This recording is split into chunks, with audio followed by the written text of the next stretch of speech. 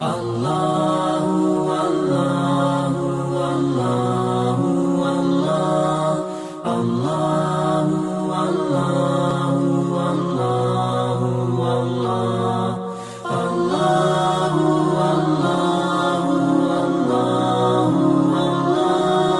Allahu Allah wa mwezi tulioko ndani yake sasa hivi, kwa mnasaba wa masiku haya makubwa adhimu yaliyo na cheo mbele ya Allah subhanahu wa ta'ala, na kadhalika kwa mnasaba wa tukio kubwa ambalo linatarajiwa au linasubiriwa kutekelezwa katika masiku machache yanayokuja, ambayo ni tukio la haji pamoja na umra. Kwa mnasaba wa haya niliyoyataja, ndugu zangu Waislamu, tutazungumzia insha Allah taala katika khutba ya leo mafundisho na mazingatio na masomo na mafunzo ambayo Muislamu anayapata kutokamana na ibada ya haji. Al-ibar wad-durus التي يستفيدها المسلم ويتعلمها المؤمن من خلال هذه العبادة العظيمة. Jambo muhimu sana ambalo Waislamu tunataka tuzingatie, sisi ambao tulioko hapa na hata wale wenzetu ambao wamejaliwa kutangulia katika safari hii ya haji mwaka huu, na sisi ambao pengine tutajaliwa kwenda mbeleni, na hata wale ambao tayari washatekeleza. Miongoni mwa mambo muhimu ambayo kama Waislamu tunatakiwa tuyajue na tuyafahamu kwa undani ni kwamba ibada ya hija na yale yote yanayotekelezwa katika ibada ya hija inayoitwa manasik, laysat mujarrad a'malan mufarragha, si amali ambazo zinafanywa tu kama rutini. Kwa sababu wakati mwingine sisi Waislamu, baadhi yetu tunaingia katika kosa la kulitizama ibada kwamba ni kama amali ya rutini ya kawaida ya uzoefu, kama vile ibada ya swala. Wakati mwingine inafika wakati Muislamu anaswali ibada ya swala, lakini ibada ile yuaitekeleza ni kwa sababu ya mazoea, kwamba tangu mdogo alikuwa akiswali, babake akimpeleka msikitini aswali, yeye yuwaswali, yuingia msikitini yuwaswali, vipindi vitano havimkosi wala havimpiti. Na hili ni jambo zuri, lakini kule Muislamu kukosa kuelewa madhumuni, malengo, mafunzo na mazingatio yaliyomo ndani ya ibada ya swala inapelekea katika hasara kubwa kwa Muislamu. Na hasara yenyewe ni kwamba ibada ile inakuwa ni mufarragha, yani ni ibada farigha, ibada inatekelezwa lakini ndani hamna kitu. Unatekeleza kwa sababu ni wajibu, kesho mbele ya Allah azza wa jalla ukenda utahesabiwa kwamba umetekeleza faradhi ya swala, lakini kwamba swala ile imeleta manufaa, imeleta mabadiliko, imeleta natija, imetoa athari, imeonesha mambo mazuri na matunda mazuri katika maisha, hili ni swala lingine ambalo si kila Muislamu yalifikia. Sasa hivi ambavyo tumezungumza katika swala, ndio tunazungumza katika hija.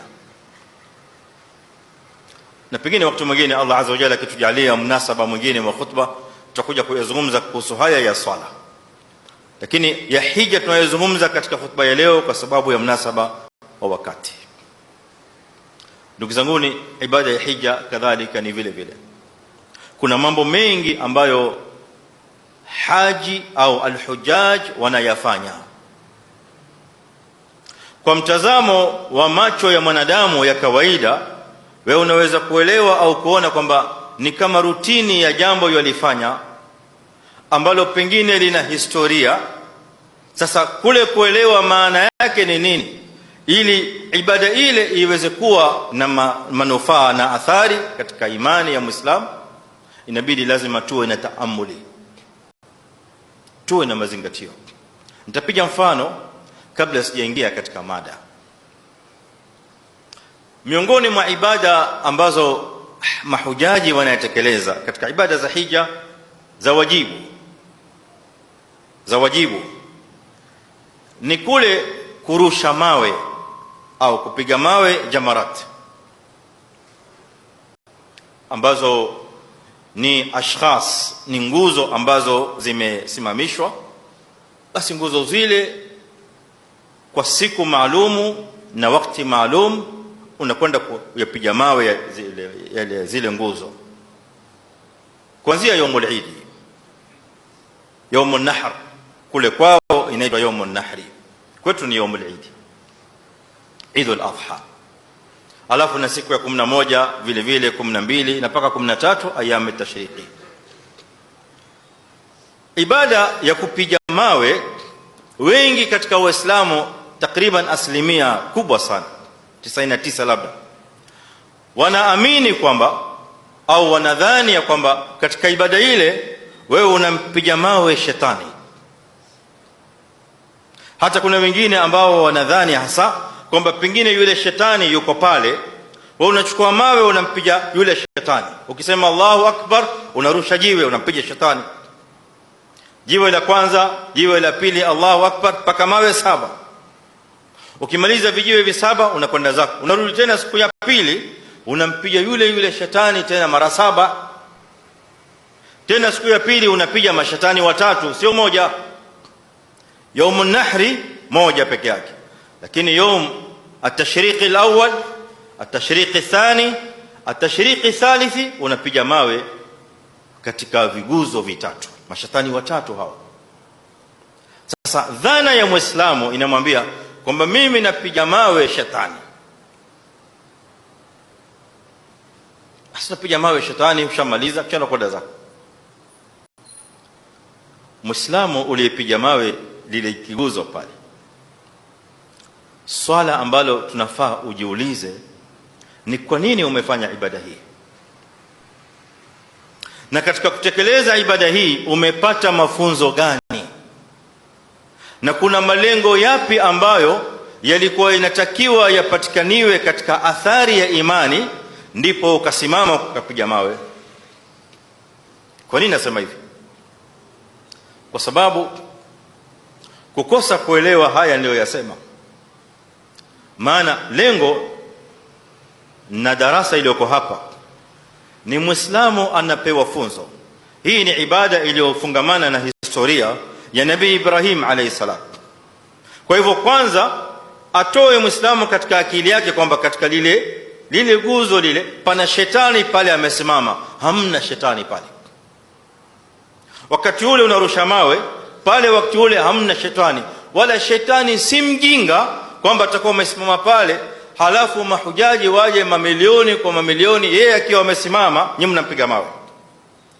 Yeye akiwa amesimama pengine yuko pale pale haondoki, au kila mwaka ajipeleke kule Mina, yeye mwenyewe ende kule Mina ili Waislamu wakampige mawe yeye akiwa amesimama. Wewe unadhani shetani ni mjinga kiasi hicho?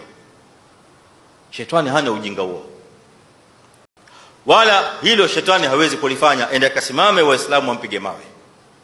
Kwa maana ya kwamba wakati ule unapiga mawe pale hamna shetani.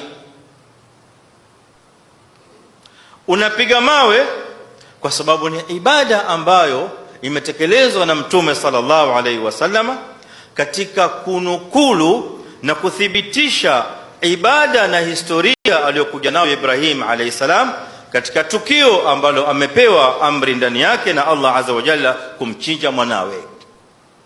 Shetani akajitokeza akamwambia Ibrahim alayhi salam, akamshawishi asiitekeleze ibada ile, asiitekeleze amri ile ya kumchinja mwanawe. Ibrahim alayhi salam akatambua kwamba hii ni tashwishi ya shetani. haya ni mawazo ya shetani. Akamwambia shetani, mimi jawabu yako nayo, na jawabu yako ni kukupiga mawe. Akachukua mawe Ibrahim akampiga shetani akiwa anamuona. Ibrahim alayhi salam, nabii wetu Muhammadin sallallahu alayhi wasallam, al-Mustafa al-Mukhtar salawatu rabbi wa salamuhu alayhi, akataka tukio hili lidumu katika maisha ya Waislamu katika umma wake ila yaum al-qiyama. Sasa basi, wewe unapompiga mawe shetani, maana ya tukio hili la ndani, makusudio na mafunzo ya tukio hili ni kujiambia ewe Muislamu ya kwamba, ewe shetani, mimi natangaza vita nawe kama alivyotangaza vita hivyo Mtume Muhammad sallallahu alaihi wasallam, na kama alivyokupiga mawe Nabii Ibrahim alayhi salam. Manabii wangu wawili hawa walikupiga vita, kwa hivyo mimi kadhalika mfuasi wao na kupiga vita vile vile. Mimi nakukataa na sikubali ushawishi wako, na ndio maana nakupiga mawe. Itakuwa ni jambo la ajabu, shetani yule unayempiga mawe yaumun nahri, na siku 3 baada ya yaumun nahri unampiga mawe, ukirudi nyumbani shetani yule uliyempiga mawe ni rafiki yako mkubwa sana, ndiye sahibu yako mkubwa sana, na ndiye kiumbe unayeelewana naye mkubwa sana, na ndiye kiumbe anayekupa amri zake unazotekeleza, na kiumbe anayekupeleka kule na kutaka kukufanya. Hili litakuwa ni jambo la ajabu, kwa sababu itakuwa kama Muislamu hujayapata yale mafunzo yaliyozingatiwa katika ibada kama ile. Ayuha alikhwa alkiram,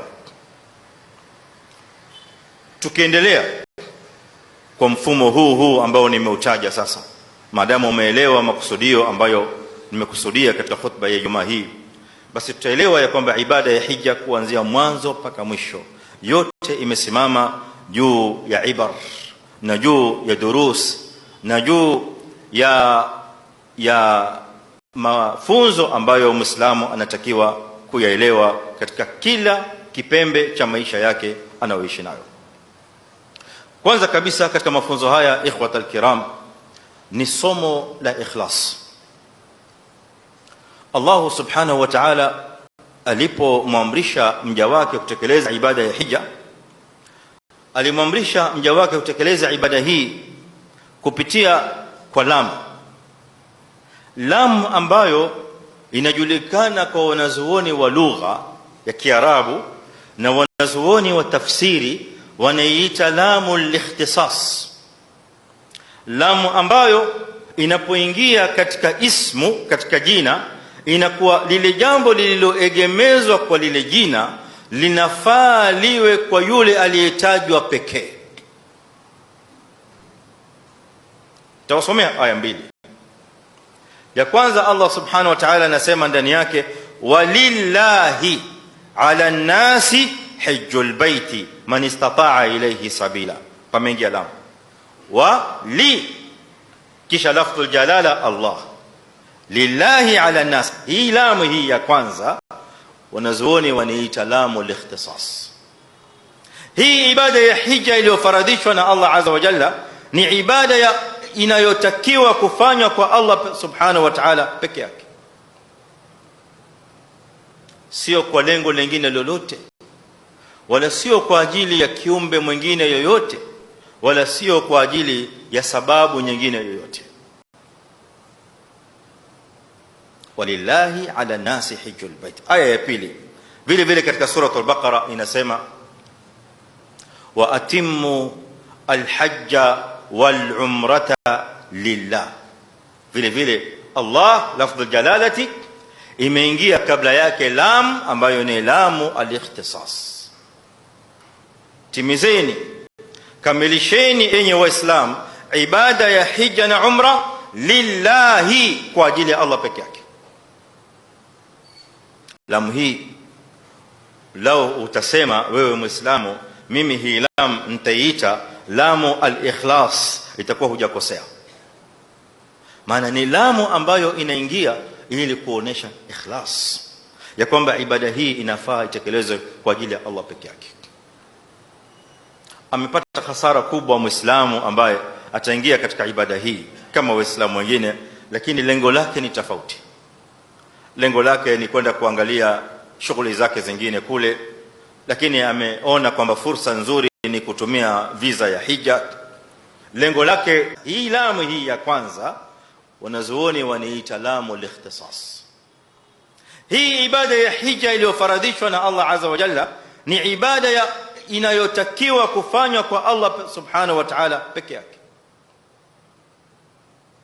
sio kwa lengo lingine lolote, wala sio kwa ajili ya kiumbe mwingine yoyote, wala sio kwa ajili ya sababu nyingine yoyote. Walillahi ala nasi hijjul bait. Aya ya pili vile vile katika sura al-Baqara inasema wa atimmu al-hajja wal-umrata lillah.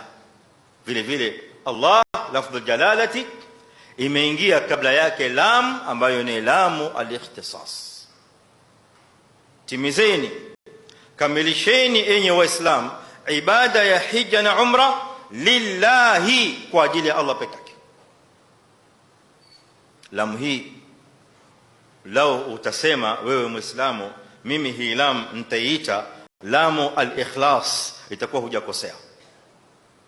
Maana ni lamu ambayo inaingia ili kuonesha ikhlas ya kwamba ibada hii inafaa itekelezwe kwa ajili ya Allah peke yake. Amepata hasara kubwa Muislamu ambaye ataingia katika ibada hii kama Waislamu wengine, lakini lengo lake ni tofauti. Lengo lake ni kwenda kuangalia shughuli zake zingine kule, lakini ameona kwamba fursa nzuri ni kutumia visa ya hija. Lengo lake pengine ni wal billahi ar-riya was-sum'a, ni kujionesha na kusikika ya kwamba fulani mashaallah hakuna mwaka yuwapitwa na hija, hakuna mwaka unakuja yeye bila kuhiji, na yuwafanya bidii ajiwekee hija kila mwaka, asema ili watu sije wakasema mbona mwaka huu unkosa kwenda. Sasa ili watu wasiseme hivyo, acha mimi nenda hija, maana imekuwa ni routine yangu, every year I have to go to hajj. Hasara kubwa, kwa sababu moja katika malengo ya hija ni kumfundisha Muislamu somo la ikhlas. Sasa vile vile ambavyo ikhlas inatakiwa katika hija, ndugu zangu Waislamu, tuelewe kadhalika ya kwamba ikhlas inatakiwa hivyo hivyo katika amali zingine zetu zote. Ukiswali unahitajia ikhlas, ukitoa zaka unahitajia ikhlas, unapotoa sadaka kumsaidia Muislamu unahitajia ikhlas ya kwamba sadaka ile na nafaka ile na khairi ile uifanyayo waifanya kwa ajili ya Allah azza wa jalla. Huifanyi kwa ajili ya kusifiwa, wala huifanyi kwa ajili ya kutaraji kushukuriwa na kuambiwa ahsanta, wala sio kwa ajili ya malengo yote ya kidunia. Somo la pili la hija hiyo ikhwatal imani ni kwamba hija kadhalika inatufundisha somo la tadhhiya. Tatajalla fi alhajj suwarun kathiratun min suwari at-tadhhiyat. Sura za tadhhiya zinajitokeza katika hija kwa namna na njia mbalimbali nyingi. Huwezi kuhiji mpaka uwe tayari kutoka katika mazingira na nyumba na sehemu unayoishi, ufunge safari, uingie katika safari, uelekee katika bilad al-haram, mji wa Makkah, ndiko kunakotekelezwa ibada ya hija. Maana ibada ya hija inatekelezwa pahala maalum.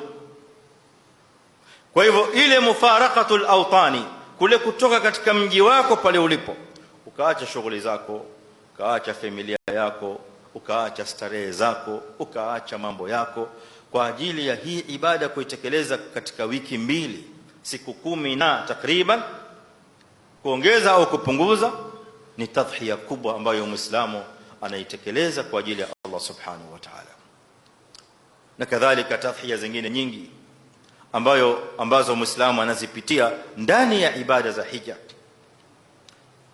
Muislamu anaingia katika tadhhiya ya starehe zake za nyumbani. Ukienda katika ibada ya hija utakwenda kulala katika mahema. Nazungumzia hali za aghlabu ya Waislamu. Naelewa ya kwamba sasa hivi hali zimebadilika na hija imekuwa inafanywa katika kategori na klasi na grade mbalimbali. Haya ni mambo mengine, lakini aghlabu ya Waislamu wengi zaidi wanaofanya hija wanafanya hija katika hali ngumu. Umetoka nyumbani kwako, umeacha nyumba yako nzuri, umeacha rumu yako behewa la rumu mita 15 kwa mita 12, futi kadhaa kwa futi kadhaa, kitanda cha king size, godoro ni mpaka uruke juu uweze kulala vizuri sana. Unakwenda Mina, unalala juu ya mkeka. Muzdalifa unalala juu ya ardhi, ikiwa mkeka hakuna unajipumzisha pale, unaweka lile begi lako, begi ndio linakuwa mto. Hizi starehe zote umeziwacha, ni tadhhiya, ni kujitolea, sacrifice unaifanya kwa ajili ya Allah subhanahu wa ta'ala. Somo lililoko hapa Muislamu ni kwamba ikiwa umeweza kutekeleza sacrifice, ikiwa umeweza kutekeleza tadhhiya katika ibada ya hija, basi elewa vile vile ya kwamba unaweza kuifanya tadhhiya hiyo hiyo katika maisha yako yote kwa ajili ya Allah subhanahu wa ta'ala. Kama ulivyoacha starehe zako na nyumba yako na familia kwa ajili ya Allah azza wa jalla, panaweza kutokea sababu kadhalika nyingine ambayo unatakiwa kama Muislamu uliyetamka la ilaha illa Allah Muhammadur Rasulullah, kadhalika uache hayo kando kwa ajili ya kusimamisha la ilaha illa Allah Muhammadur Rasulullah. Uliamua kuacha biashara bila ya kuogopa, bila ya kuwa na hofu ya kwamba mimi naingia katika ibada ya hija, hii transport yangu hii nani ataipeleka, itakwenda vizuri kweli au sije haya malori yakawa yamekwama, haya maduka haya yataendelea kweli ama yatakwama haya maduka, pengine watakuja fulani waizi, watakuja sijui nini, utaibiwa. Haya yote kayaweka kando, ukafanya tadhhiya kwa ajili ya Allah azza wa jalla. Maana yake ni kwamba unaweza kutekeleza tadhhiya katika maisha yako liajli Allah subhanahu wa ta'ala. Wakati mwingine wote Muislamu ukitakiwa kusimama na tadhhiya hiyo, utasimama nayo. قلت ما سمعتم واستغفر الله العظيم لي ولكم فاستغفروه فيا فوز المستغفرين ويا نجاة التائبين.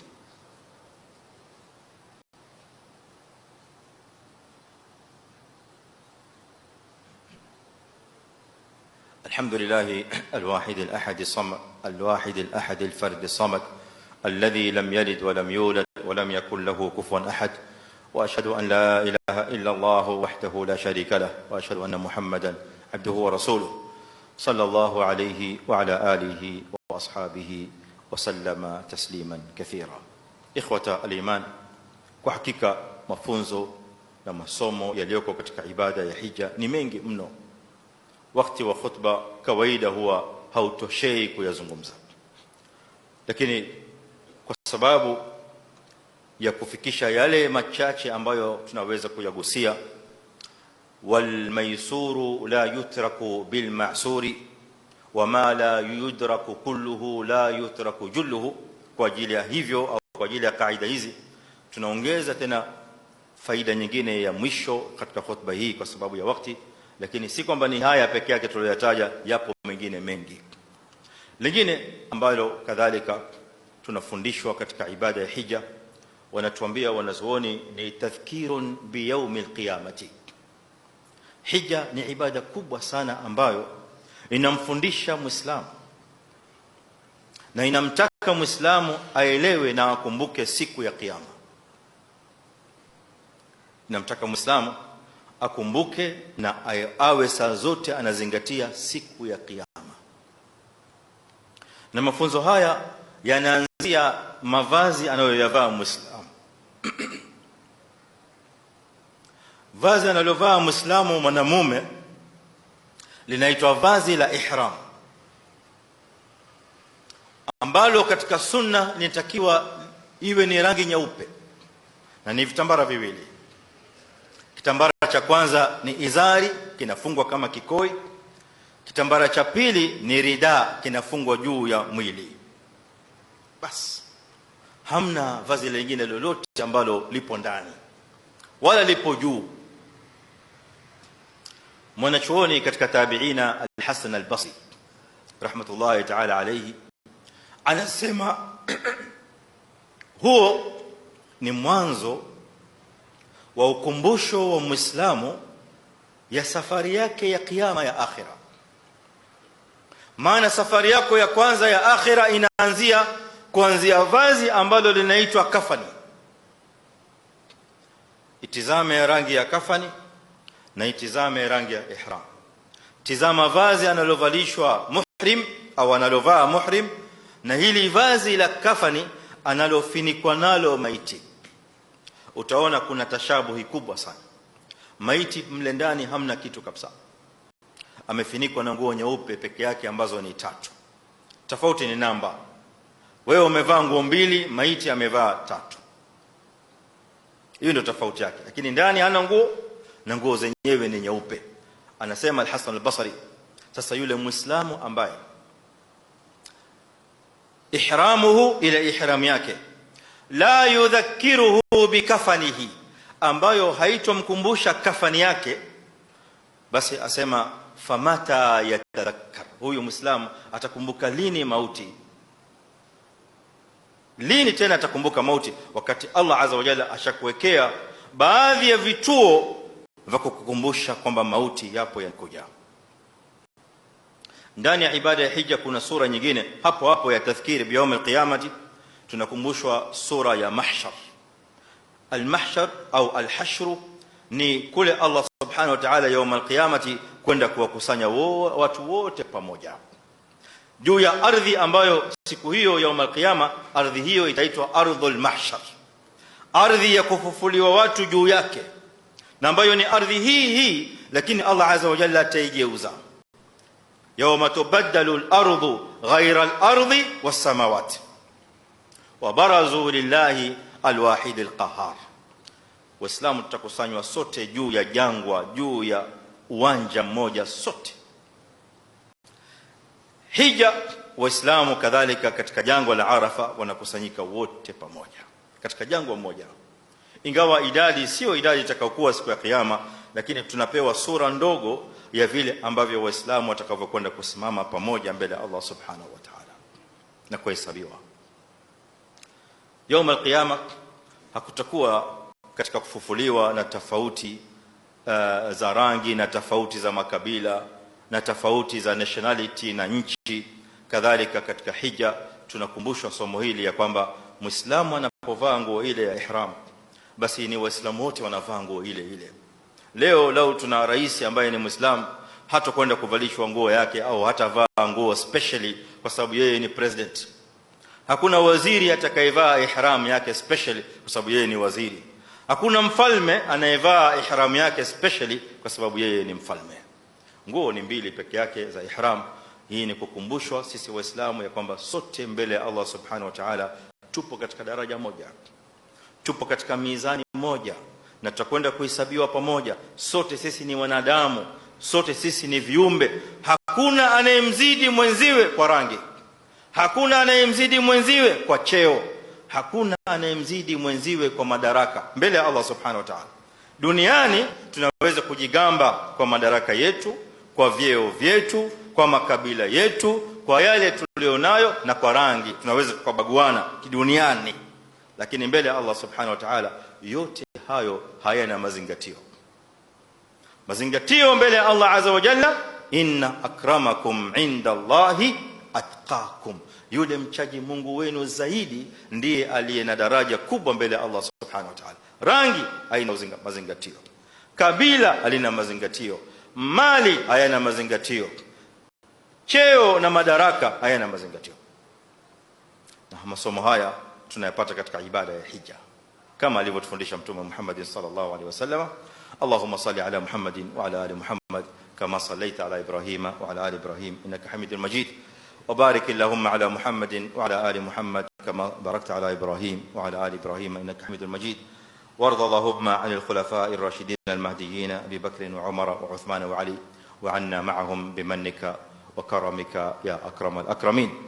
اللهم أعز الإسلام والمسلمين وأذل الشرك والمشركين ودمر أعداءك أعداء الدين. اللهم إنا نسألك الهدى والتقى والعفاف والغنى. ربنا آتنا في الدنيا حسنة وفي الآخرة حسنة وقنا عذاب النار. سبحان ربك رب العزة عما يصفون وسلام على المرسلين والحمد لله.